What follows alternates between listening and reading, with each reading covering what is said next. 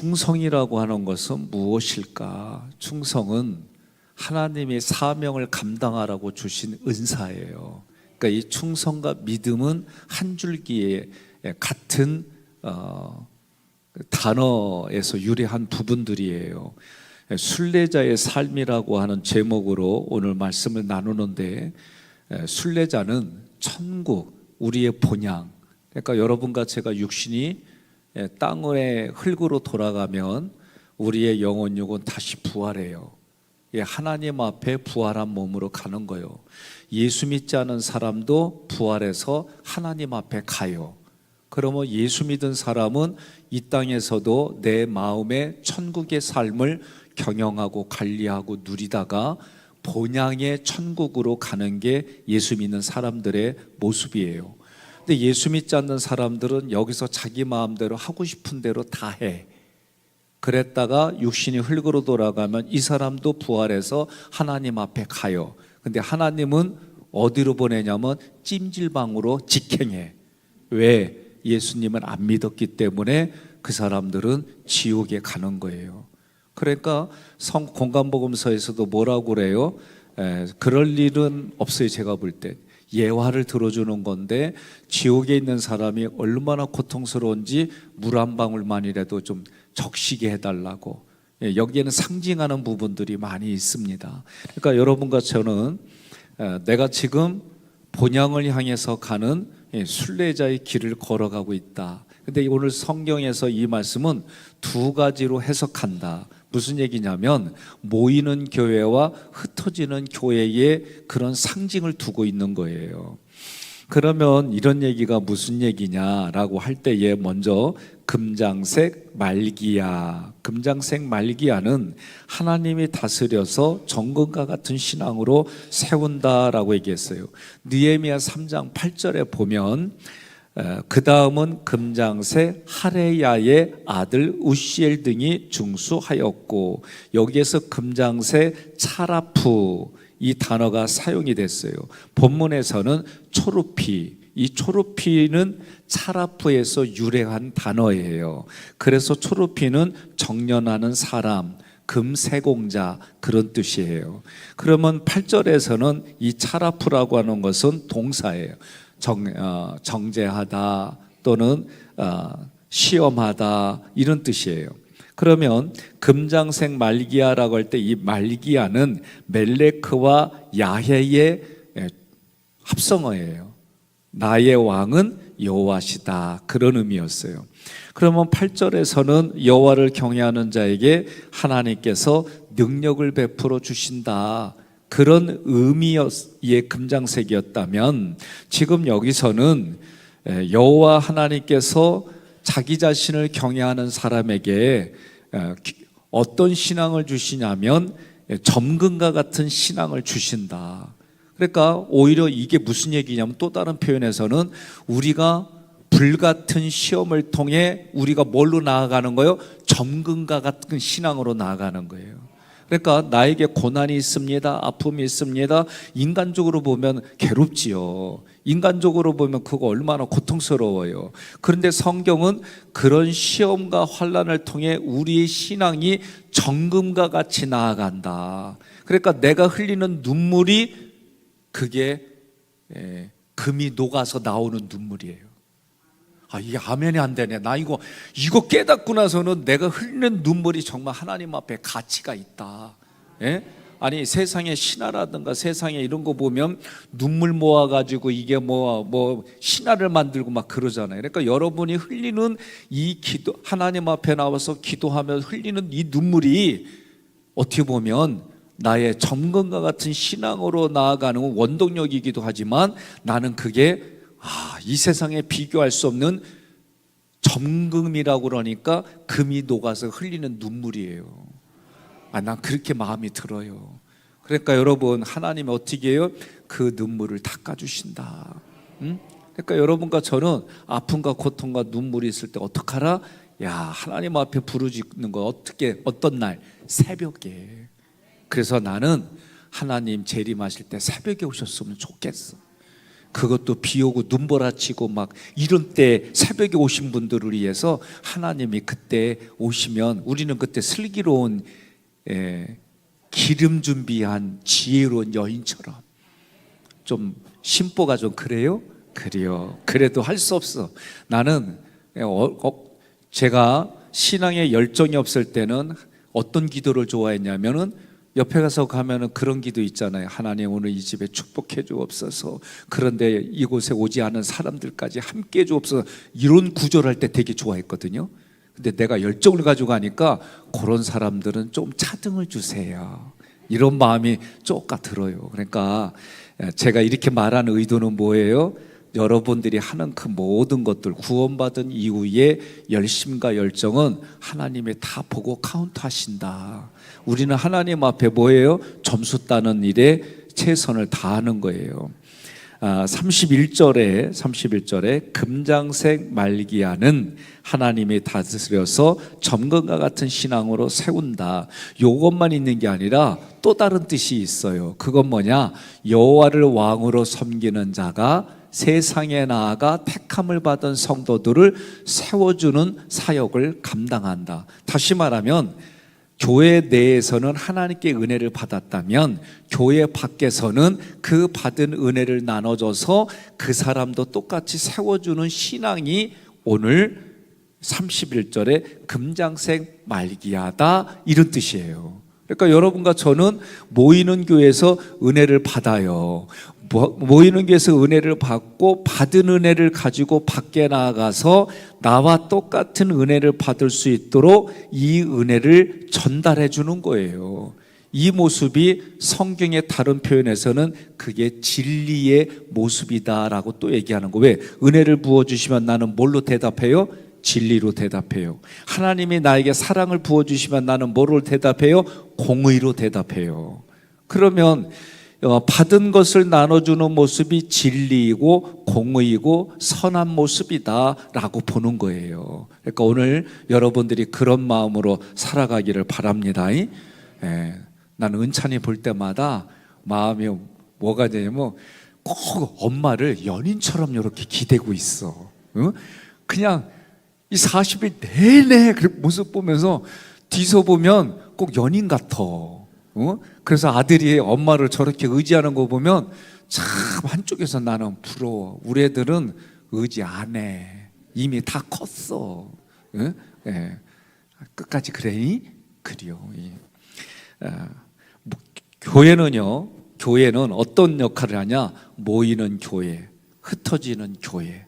그게 누구예요? 그게 내 모습이에요. 그러니까 여러분과 저는 하나님의 불러주시는 날까지 주는 그리스도시요 살아계신 하나님의 아들입니다. 이 고백을 나는 주구장창하지만 또 다른 누군가도 그런 일을 할 수 있게 애를 쓰는 거예요. 그러니까 여러분 새벽에 같이 가자, 함께 한번 해보자. 이 얘기는요, 말씀을 들었지만 그 말씀을 들은 것 가지고 내가 다시 흘려보내는 또 그런 거예요. 그러니까 우리 속장님들이, 속도원들이 다 같이 오면은 마음이 편하고 좋잖아요.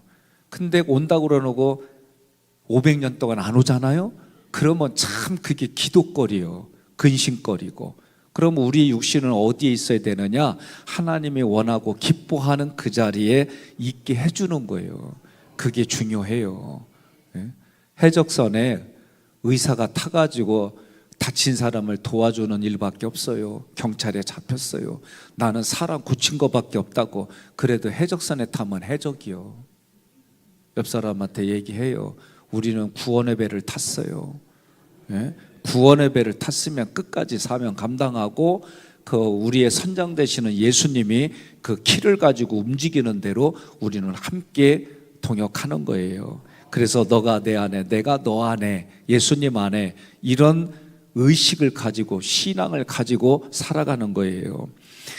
바울은 예수님을 만난 후에 모이는 교회, 초대교회에서 함께 있었어요. 그곳에서 점검과 같은 믿음으로 세워지는 신앙을 가졌어요.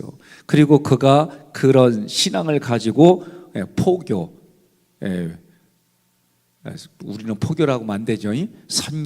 선교했어요. 선교. 계속해서 그렇게 해서 사람들 어떻게 해요? 세워졌어요. 바울이 디모데에게, 디모데가 다른 증인들에게, 그 증인들이 또 다른 증인들에게. 그래서 신앙의 4세대를 이룬 신약을 보면 그래서 우리도 신앙의 4세대를 이루자. 우리 집안, 저는 4세대예요. 그러나 내가 1세대가 돼서 4세대를 보고 싶은 거예요. 여러분들도 마찬가지예요. 제 사무실 들어오기 오른쪽에 보면 우리 장로님들이 이렇게 해서 1세대인 저, 그리고 우리 장로님들이 2세대, 그리고 3세대까지는 갔어요. 근데 4세대는 꽃으로 이렇게 해요.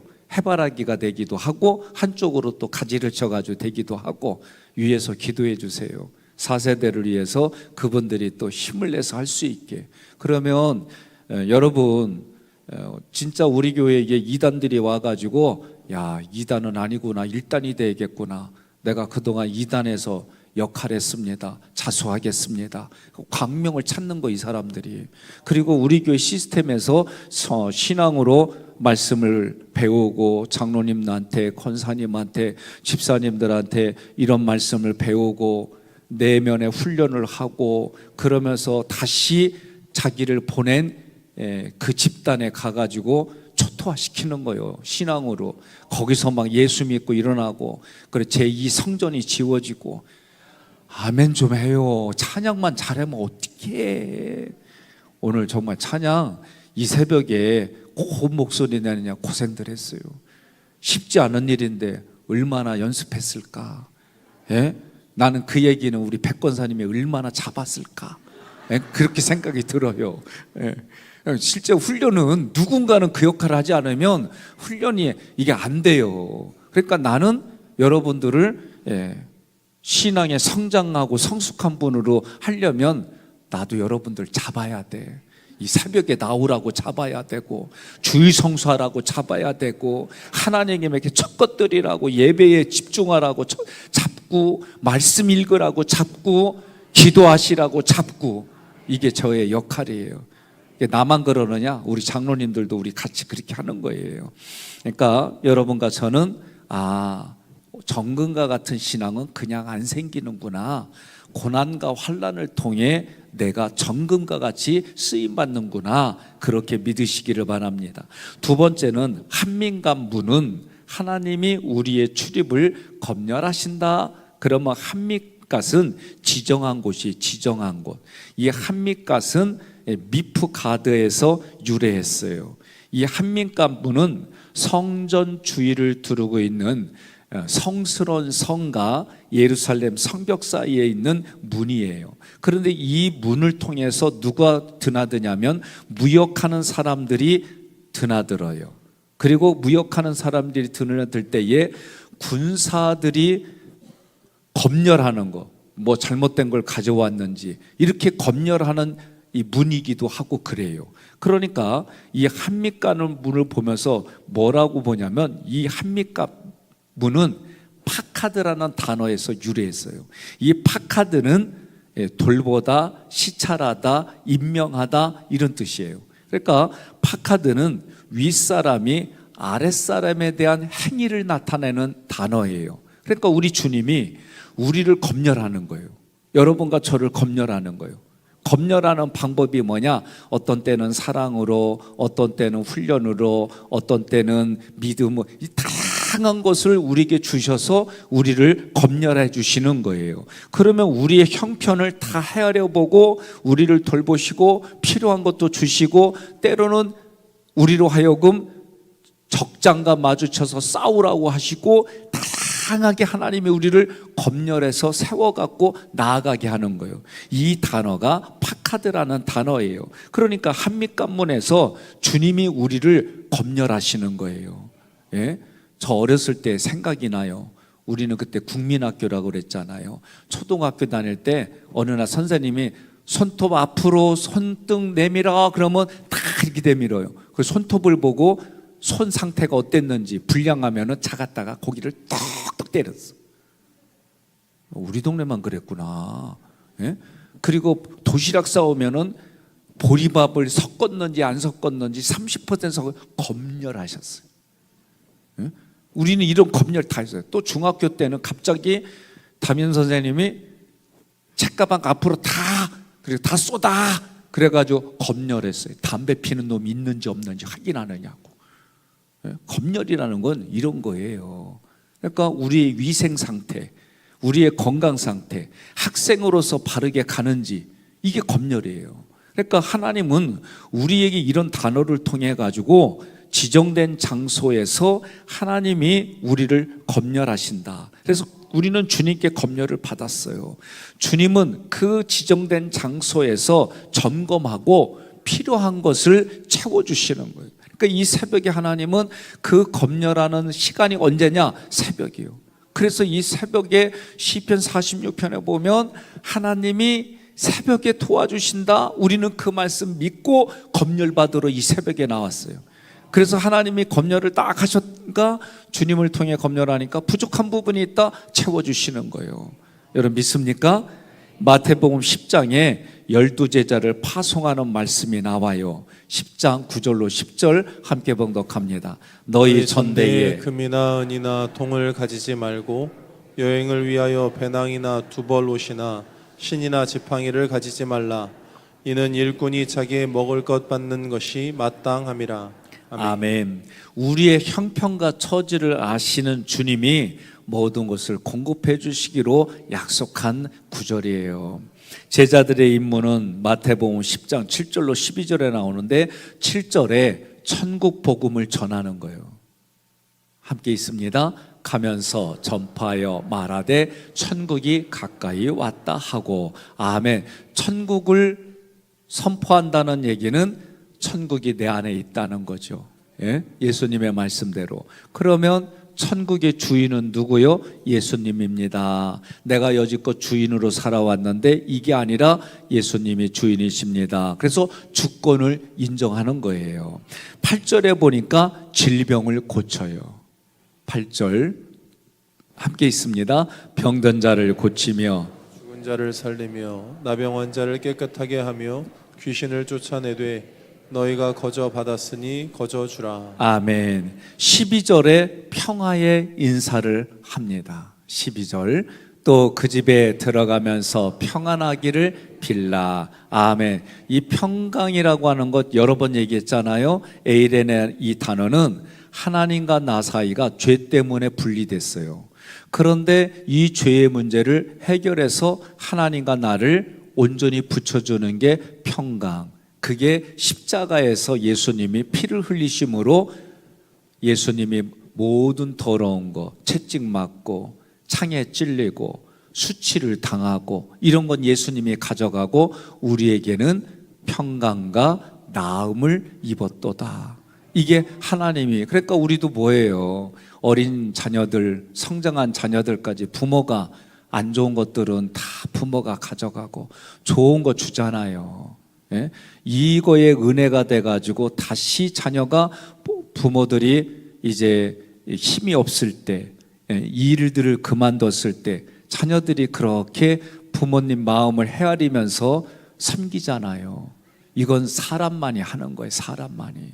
동물들은 이거 못해요. 간혹 하는 거 보면 참 네가 금수보다 낫다 이런 얘기 듣는 사람이 있어요. 아, 왜 아멘도 안 해요?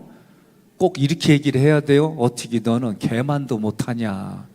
예? 우리는 무슨 소리들, 금수보다 낫다는 얘기를 들어야지요. 예? 어떤 사람이 개하고 달리기를 해서 졌더니 하는 얘기가 너는 어떻게 개만도 못하냐? 그 말 들었고 이분이 열받았고 개를 이겼어. 그랬더니 너는 개보다 낫다야. 그러니까 이분이 기분이 나빠가지고 같이 오니까 너는 어떻게 개 같냐? 기준이 개요. 이 사람은 끝까지. 우리의 기준은 뭐요? 예수짜리. 우리의 기준은 뭐요? 제가 질문할 때 모르고 끌랑 그냥 예수짜리만 하면 99%는 맞아요. 알았죠? 그러니까 우리는 의식은 항상 예수짜리. 나는 예수짜리로 살아야지. 힘들고 어려워도 나는 예수짜리지. 그럴 때 하나님이 그 마음의 심중을 보고 고백하는 걸 보고 하나님이 더 잘 도와주시는 거예요. 왜 성경은 믿음은 대로 하면 하나님이 예? 믿음 안에서 하면 하나님이 무엇인지 구하면 들어주신다는 얘기는 네가 믿음대로만 하면 하나님이 더 잘 도와주시겠다, 그 얘기예요. 이러한 사역들, 제자들이 천국 복음을 전하고 질병을 고치고 평화의 인사를 하는 이러한 사역들은 사도나 특별한 사역자들에게만 하는 게 아니라 우리 모두에게 주셨다. 누가복음 10장 1절 함께 봉독합니다. 그 후에 주께서 따로 70인을 세우사 친히 가시려는 각 동네와 각 지역으로 둘씩 앞서 보내시며. 아멘. 그러니까 예수님이 70명 보냈어요. 예수님이 12사도 보냈어요. 예수님이 12사도를 보내고 12사도가 70명을 보내고 70명이 120명의 성도들을 보내고 120명의 마가의 다락방에 있던 제자들이 오늘 우리에게까지 복음이 흘러온 거예요. 그래서 여러분과 제가 살아갈 때 신앙의 4세대 정도 되면 제가 보니까 한 대략 120살까지는 살더라고요. 왜 또 아버지가 나와요? 그냥 120까지 산다 그러면 다들 생각이 뭐냐면 아유 벽에 똥칠할까 봐 이거부터 생각해. 그러니까 생각을 바꿔요. 120까지 살면서 내가 노년으로 가면서 좋은 것만 보고 좋은 것만 듣고 예수 믿는 것만 보고 예수 믿게 해주는 환경에 내가 살아간다, 이런 생각하고 살면 되잖아요. 왜부터 그냥 미래를 그냥 다 불행하게만 생각해? 그러니까 우리 생각을 자꾸 바꿔요. 내 현장에서 그게 신앙생활이에요. 자꾸 바꾸지 않으면 그 생각이 나를 사로잡아요. 예? 예수자리로 산다는 얘기는 긍정과 희망과 예수님이 근거가 돼서 이런 게 자꾸 흘러가고 내 삶에 그렇구나 하고 살아가는 거예요. 이게 여러분 믿음 생활인 줄 믿으시기를 바랍니다. 그래서 예수님은 보내심을 받은 사역을 먼저 감당했어요. 뭐라고 그래요? 하나님 아버지가 나를 보내신 것을 믿는 사람들, 그게 양식이라고 그랬어요. 그러니까 하나님과 하나님이 보내신 것을 믿는 게 양식이에요. 그러니까 우리의 주된 양식은 예수를 먹는 건데, 그거는 뭐냐? 성경을 보고 듣고 내가 묵상하고 외우고 이게 예수의 피와 살로 표현된 것을 먹고 마신다, 그 얘기예요. 그러니까 여러분과 제가 이 땅을 살아갈 때에 예수님이 하나님께로부터 보내심을 받은 사역을 감당했고 12사도에게 보내면서 내가 너희와 항상 끝까지 있겠다, 너희가 가서 뭐해라? 제자 삼아라, 세례를 베풀어라, 예수님이 하신 말씀을 가르쳐 지키게 하라. 70명도 마찬가지고 120명에게도 성령이 불꽃같이 임해가지고 말씀한 똑같은 거예요. 그것이 오늘날 우리에게까지 온 거예요. 세 번째는 느디딤 사람과 상인들의 집이라고 할 때에 이것은 여호와께서 사명을 주셔서 사명을 맡은 순례자다라는 의미예요.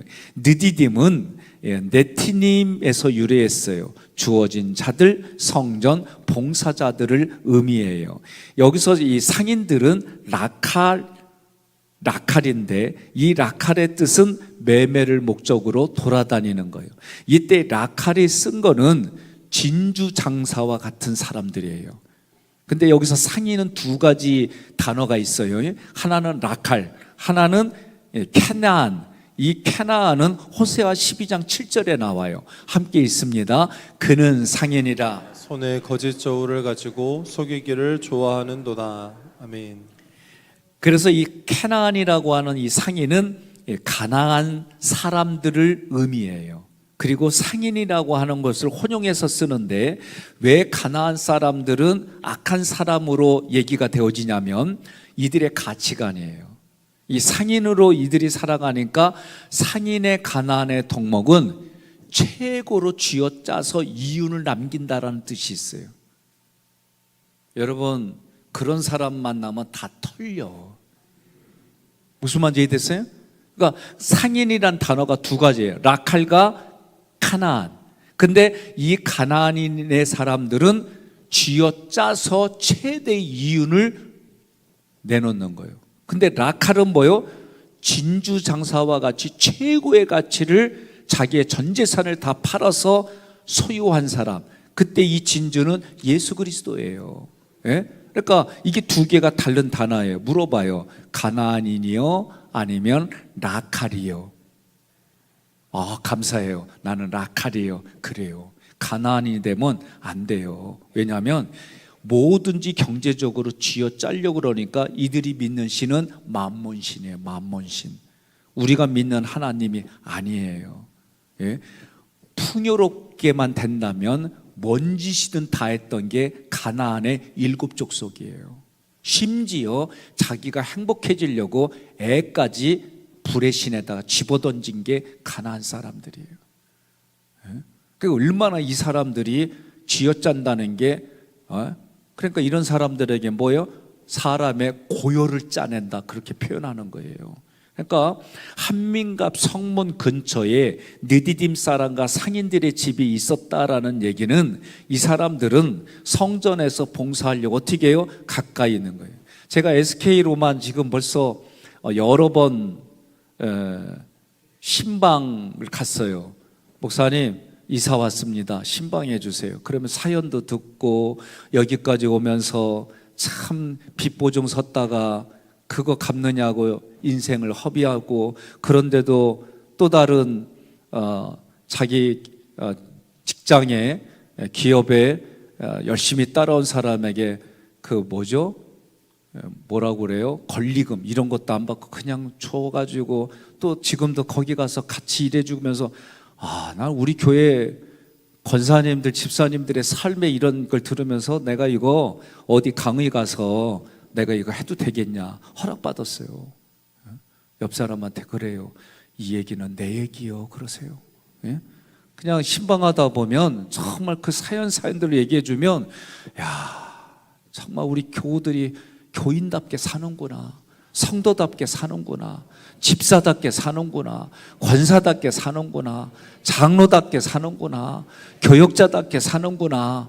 좀 아멘 좀 크게 해요. 끝날 때 다 됐어요. 그러니까 여기서 이 사람들이 교회, 오늘날로 말하면 교회 근처에 사는 거예요. 저는 멀리 있으면 그전에는 가까운 교회 다니세요. 의도는 거기서 헌신해야 신앙생활에 깊은 데까지